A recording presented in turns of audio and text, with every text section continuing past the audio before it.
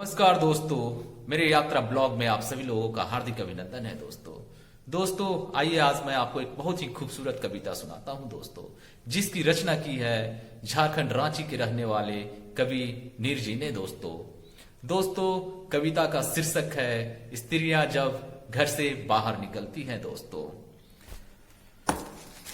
स्त्रियां जब बढ़ाती है चौखट से एक कदम बाहर, स्त्रियां जब बढ़ाती है चौखट से एक कदम बाहर, वह तय कर लेती है आधी दुनिया की दूरी, वह तय कर लेती है आधी दुनिया की दूरी। जब वह करती है पार सड़क, जब वह करती है पार सड़क, जीत लेती है पूरी दुनिया। जब वह करती है पार सड़क, जीत लेती है पूरी दुनिया। माप लेती है धरती की परिधि, माप लेती है धरती की परिधि, जीत लेती है पूरी दुनिया, जीत लेती है पूरी दुनिया। माप लेती है धरती की परिधि। स्कूटी और कार चलाती हुई स्त्रियां, स्कूटी और कार चलाती हुई स्त्रियां, आजादी के पंख पर सवार मापती है शहर को। आजादी की पंख पर सवार, आजादी के पंखों पर सवार मापती है शहर को उसकी लंबाई और चौड़ाई, मापती है शहर को उसकी लंबाई और चौड़ाई।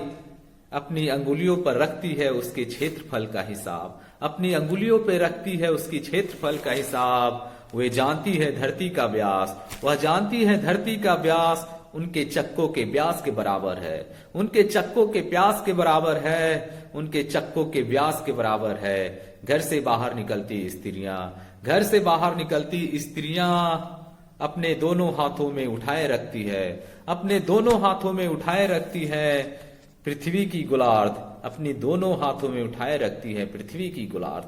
बहुत ही खूबसूरत कविता दोस्तों, कवि नीरज नीर के द्वारा रचित।